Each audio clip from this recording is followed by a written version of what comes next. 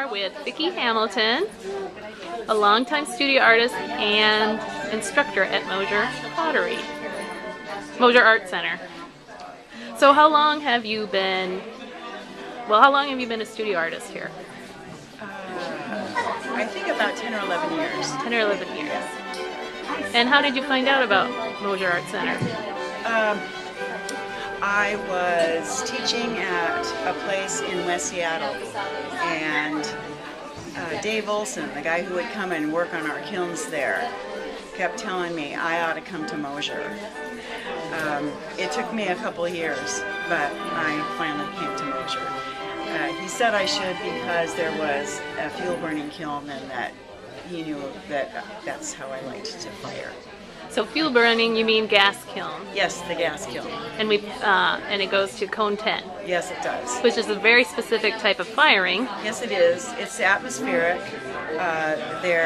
Because there is fuel being burnt, there's a mixture of air and fuel that creates an atmosphere that heavily impacts the wear in the kiln. Different from an electric kiln, which is a lot of heat, but not a lot else happening in the kiln.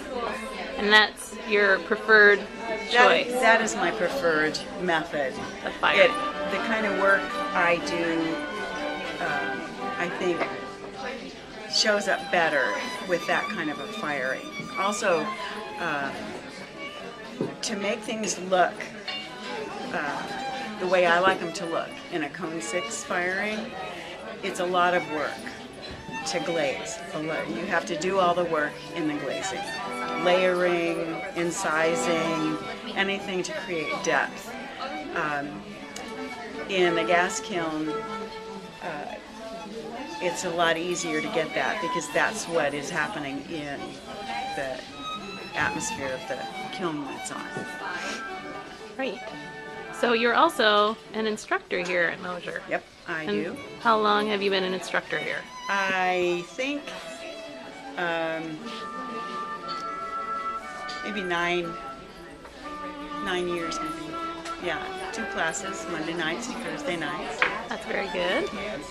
And they're throwing classes. They are throwing classes, and of course there are class descriptions, but what I notice is that people really come to a class that works for their schedule. So even though I have a beginning to intermediate class and a class that could be further along skill level wise,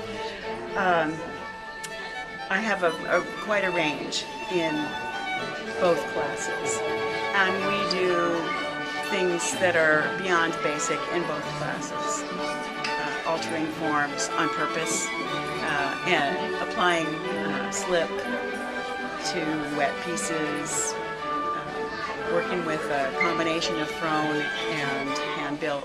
It's a lot of fun. Yes, yes it is.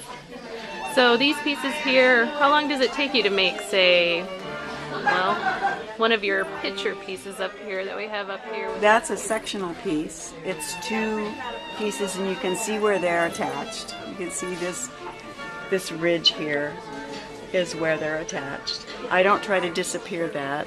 We call this celebrating the marriage. So there is this is one piece that's thrown and allowed to set up to a point where it can take the weight of the second piece on there. And then they're attached. The spout is pulled. And then when this piece is set up enough, I'll pull a handle and attach the handle. So it could be an almost all-day project waiting for things to get to the right stage, or you'd throw this one day and the other piece the second day. So there's a lot of work involved in one piece. Yes, there is. Yes. A lot of work. And then that's just making the piece. Yes. That's not even talking about glazing the piece. Correct. And then putting it in a gas kiln, which takes at least... Well, it's a 4-day process. You load the kiln. I'm one of the people who fires the gas kiln. So I load the kiln, on one day. It gets lit and preheats that night for 9 or 10 hours. Then I'll come in the following morning and turn it up and start firing it. That takes 11, 12, 13, sometimes 14 hours. And then it takes about 2 days to cool, and then it's unloaded. So there's a lot of time invested Yes. in one piece. They're beautiful. Thank you.